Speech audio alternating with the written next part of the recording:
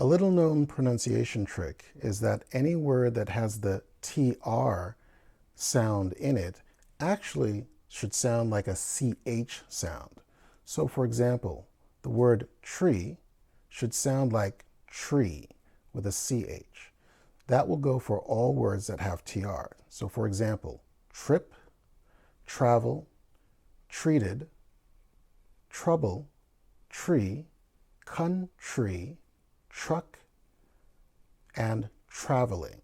The TR should sound like a CH, as in cheese or Chester. And that's how you pronounce the TR in English for Japanese students learning English. Thank you.